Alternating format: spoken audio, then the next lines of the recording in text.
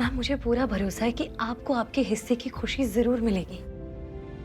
और हाँ, आपकी प्रार्थनाओं में, आपकी भक्ति में कोई कमी नहीं है। आप अपनी आस्था में डटी रहें और बाकी सब कुछ उन पर छोड़ दें। चलो ये बचा कुचा खाना फेंक दो। एक मिनट, रुकिए रुकिए रुकिए। मैं आपको कितनी बार बता चुकी हूँ, हमें बचा हुआ खाना फेंकना नहीं है। माना कि होटल के लिए बचा हुआ खाना है, लेकिन जरूरतमंदों के लिए वरदान है। तो जानवी, तुम इस बचे हुए खाने का क्या करती हो? मैम, मुझे ना ग्वालियर में एक अनाथ आश्रम का पता है, जहाँ रोजमर्रे के काम के लिए उनके पास मुश्किल से कुछ पैसा होता है। तो मैं कोशिश करती हूँ कि ये जो होटल का बचा हुआ खाना है ना, मैं इसे ले जाकर वहाँ के बच्चों को खिला देती हूँ। ये तो बहुत अच्छी बात है जानवी। पता है मैम, जब उन बच्चों को ये खाना खाते हुए देखती हूँ, उनका पेट भरता है, उनके चेहरे पर वो मुस्कुराहट आती है ना, मेरे दिल को बहुत सुकून मिलता है। मैम, क्यों ना आप भी मेरे साथ अनाथ आश्रम चलें?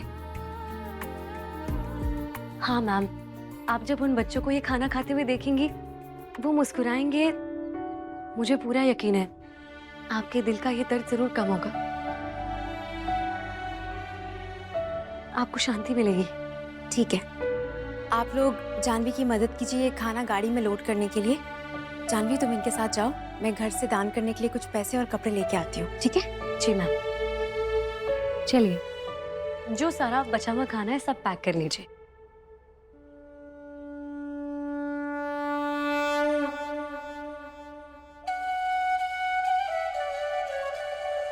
दादी, ये उस नाक रगड़ के कान पकड़ के ऐसा क्यों कर रहे? ये लोग पश्चाताप कर रहे हैं मोड़े।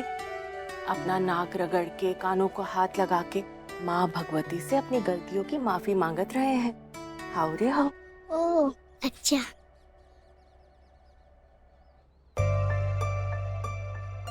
ज्ञान, सॉरी।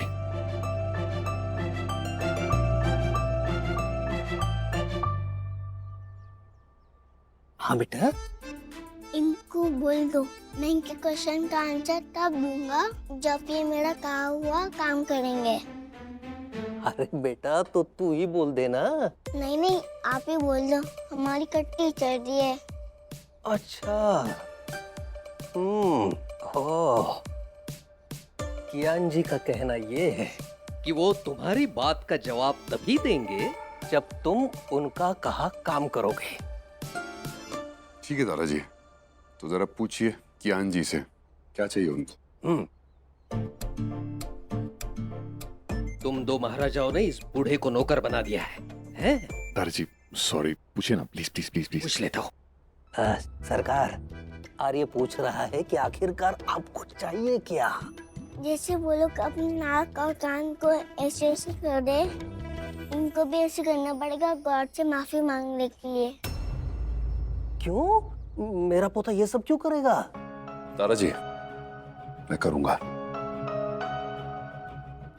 मैं।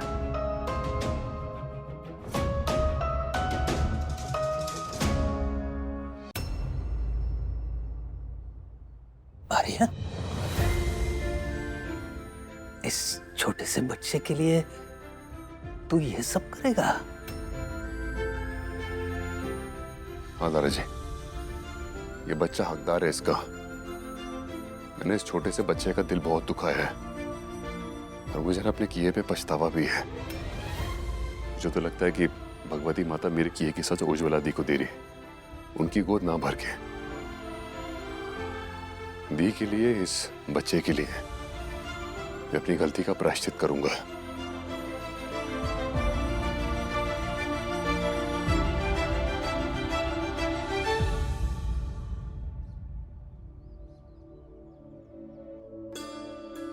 ये बच्चा इतना इम्पोर्टेंट हो गया मेरे आर्य के लिए?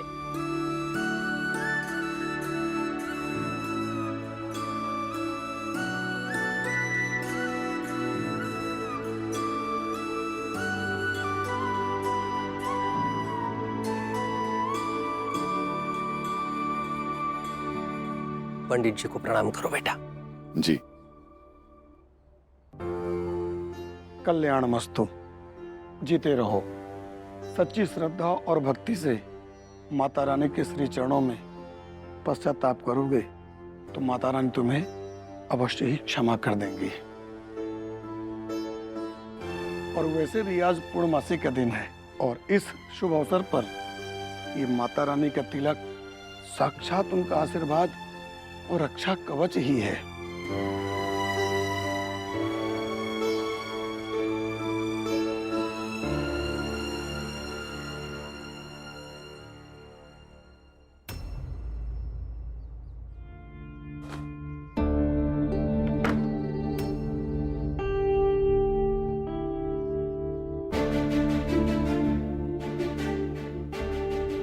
आर्या सर उस साड़ी वाली बात पे गुस्सा है, लगता है उसी के बारे में बात करने आए हैं। आर्या सर, ये साड़ी पहनने के लिए फिर से एक बार कहना चाहूंगी, आई एम सॉरी।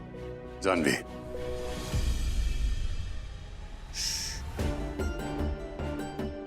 मैं यहाँ ना तो तुम्हारी सॉरी सुनने आया हूं, ना ही तुम पे बरसने आया हूं। मैं यहाँ तुम्हारे रक्षण के लिए तुम्हें माँ भगवती का तिलक लगाने आया हूं।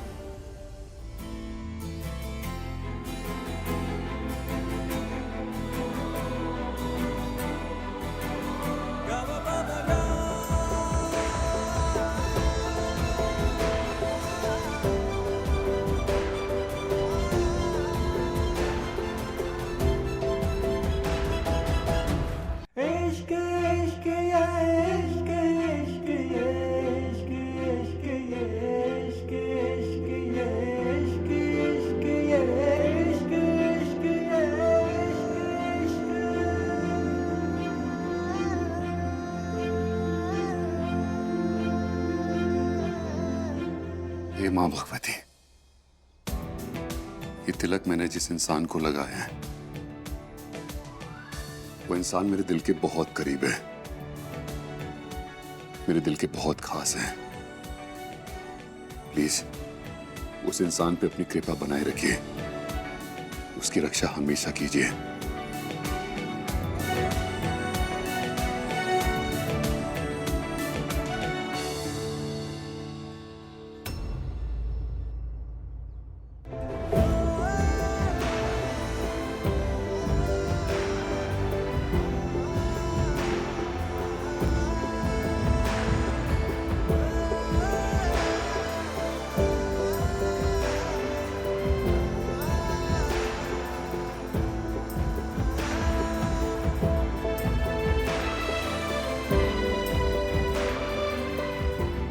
जानवी, चले?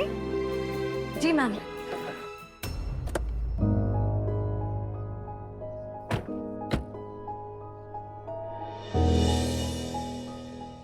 चलो ड्राइवर। जी।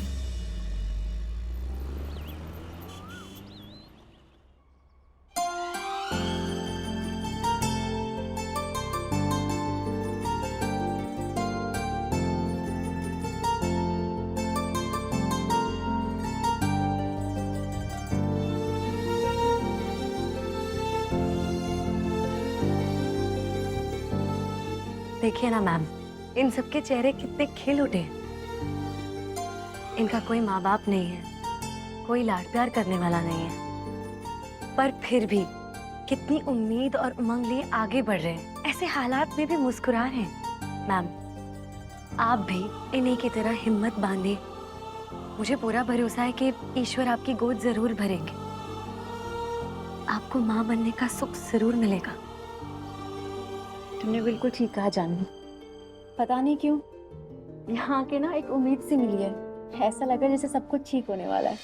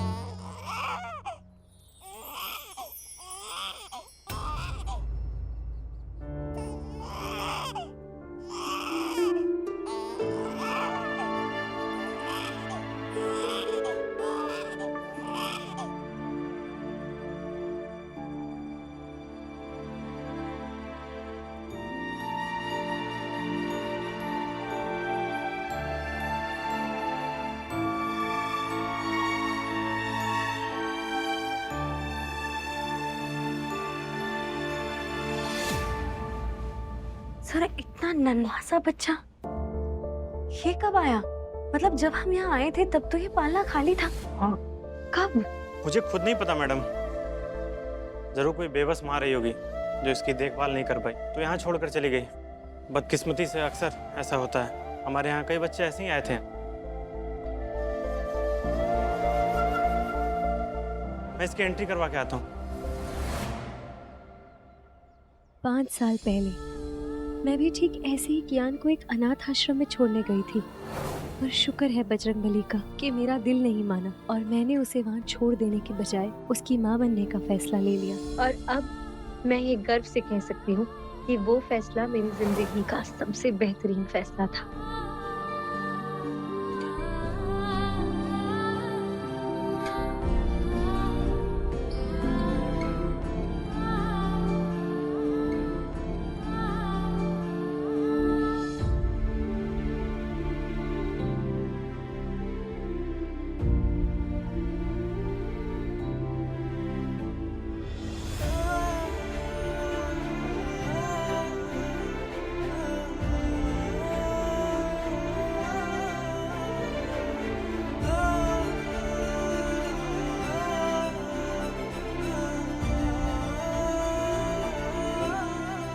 जानवी, तुमने देखा कैसे मेरे छूते ही इसका रोना बंद हो गया। और अब मेरी गोदी में आके देखो कैसे खेल रहा है ना।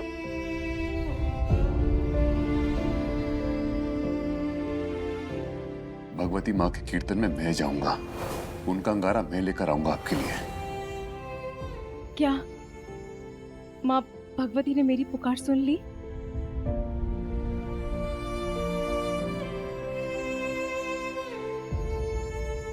क्या सच में माँ ने मेरी गोद भर दी जानवी?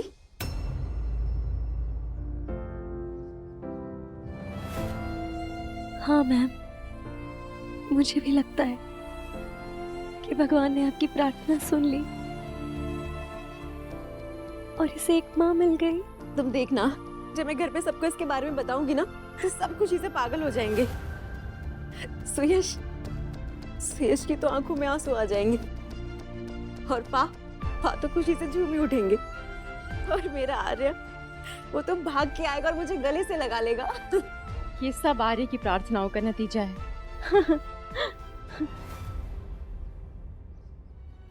आर्या सर और उनकी फैमिली ने पिछले दिनों बहुत मुश्किलों का सामना किया है। इस वक्त इस बच्चे से बड़ी खुशियों की सौगात इनके लिए क्या ही हो सकती है।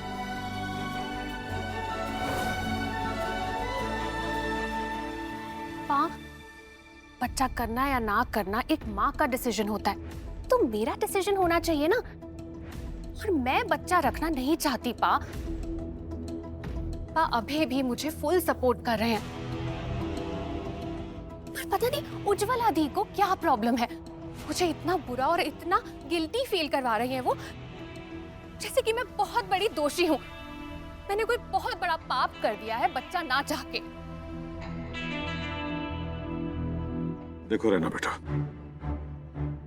पर्सनली गर्भपात के और अबॉर्शन के खिलाफ हूं मैं, पर मेरी सोच मेरी है। तुमने और अभय ने माँ बाप होते हुए ये फैसला लिया कि तुम्हें बच्चे नहीं चाहिए, तो फिर ठीक है। और उज्ज्वला की फिक्र मत करो तुम दोनों, मैं उससे बात करूंगा। तुम्हारे फैसले को लेकर वो कुछ नहीं बोलेगी तुम्हें। थैंक्स पा।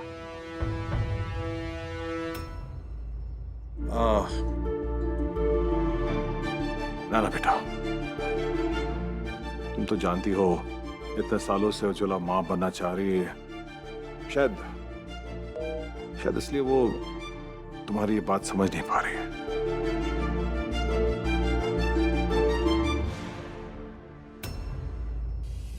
हमेशा माँ भगवती से मिन्नतें करता रहता हूँ कि उसकी गोद जल्द से जल्द भर जाए।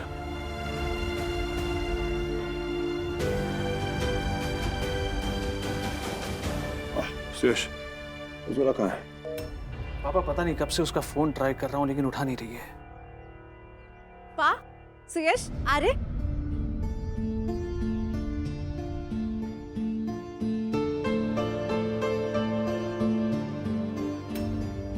देखो मैं किसे लेके आई हूँ।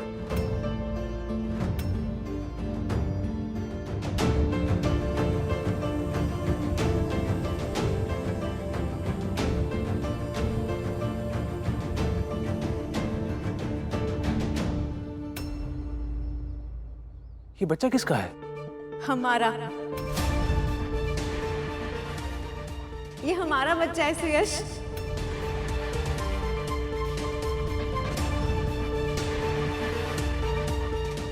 आज मैं जानवी के साथ ना कुछ चीजें देने के लिए अनाथ आश्रम गई थी। ये नन्हा सा प्यारा सा बच्चा मुझे वहीं मिल गया, कुछ ही महीनों का है। जैसे मैंने इसे गोदी में उठाया ना, मुझे ये एहसास हुआ जैसे मैं ही इसकी माँ हूँ।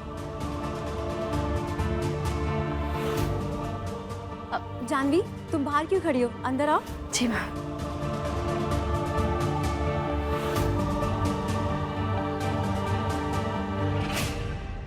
मैं आप सबको बता दूं कि मेरे इतने बड़े फैसले में जानवी का सबसे बड़ा हाथ है।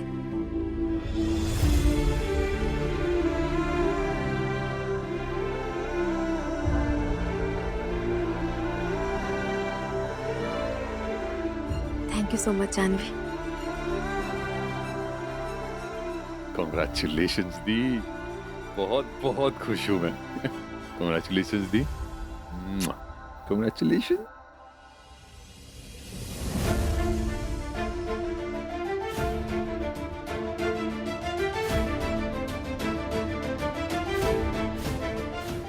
उज्ज्वला,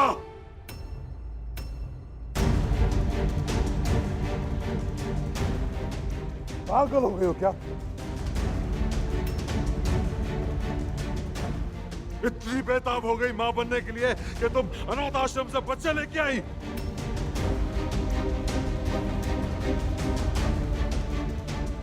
तुम किस घर, किस खानदान की हो ये तुम भूल गई क्या?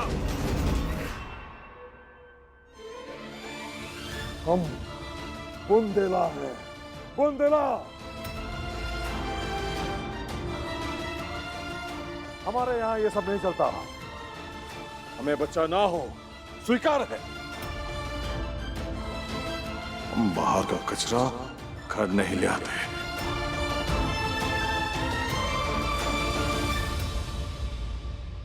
आप ये क्या कह रहे हैं? बच्चे तो भगवान का वरदान होते हैं, आप इसे कचरा कैसे कह सकते हैं? ये कचरा है, कचरा। किसी ने अपनी जिंदगी से कूड़ा समझ के इसे बाहर फेंका और तुम वो कचरे के ढेर को घर ले आई हो।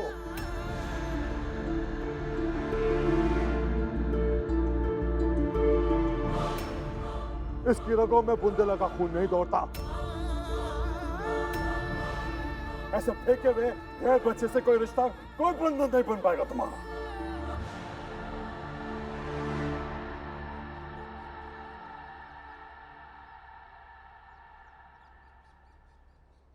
और तुम ब्लडी, तुमने घुसा ही दी ना अपनी नाक हमारे फैमिली मैटर्स में। रहना बेटा, तुम भी किससे बातें कर रही हो? अरे ये लड़की, इसे तो बहाना चाहिए हमारे घर में मुंह उठा के आने का, हर रोज कोई नया बखेड़ा करने का।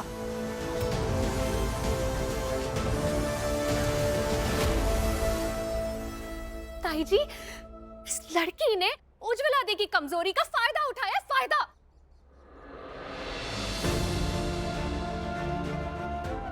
और लाद दिया इस स्टूपिड ब्लडी मिस्टेक को इनकी गोद में।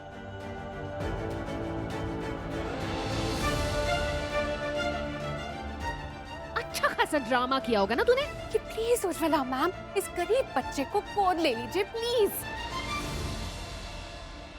मैम, आपको मेरे साथ इस तरह बात करने की कोई जरूरत नहीं। और आप जिसे मुसीबत मोल लेना कह रही है ना, वो दरअसल एक बहुत ही ऊंचा पुण्य का काम है जो कुछ ही भाग्यशाली लोग कर पाते हैं।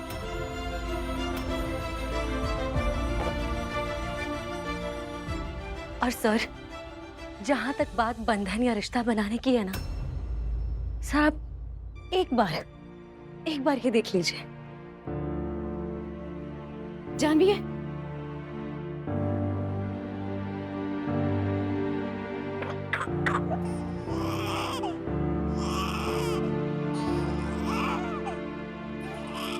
जानवी, तुमने क्यों ले लिया? मुझे दो, देखो वो रो रहा है।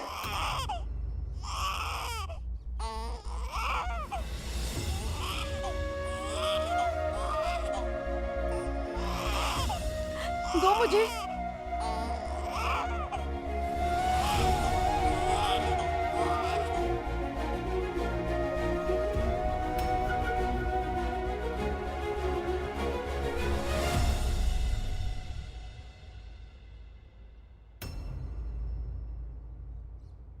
सर, यहाँ बंधन का तो सवाल ही नहीं उठता, क्योंकि बंधन तो इनका पहले से बन चुका है।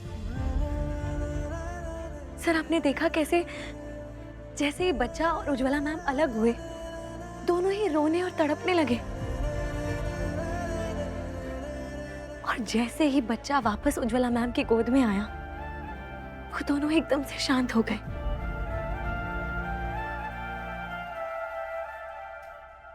जैसे कि माँ भगवती ने इन दोनों के रिश्ते को पहले से बनाकर रखा, इन दोनों को एक दूसरे के लिए भेजा।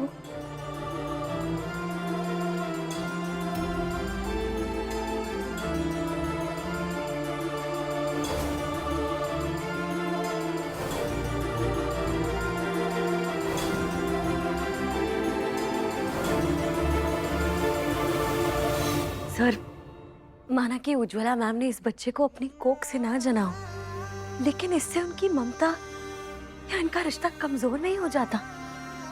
सर, ये सब तो भाग्य में लिखा होता है। रिश्ता खून से बनेगा या संजोग से, ये कोई नहीं जानता सिवाय उसके।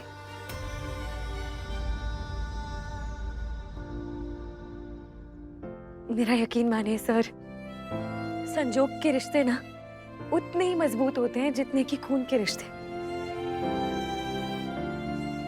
और कभी-कभी तो उससे भी ज्यादा। भगवान जी, चांद की प्रॉब्लम मिटा दीजिए, जैसे टीचर ब्लैक बोर्ड से ऐसे मिटा देती है।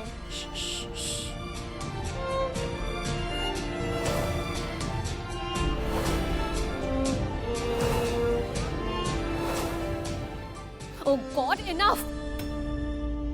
अब बस भी करो अपना ये प्रवचन।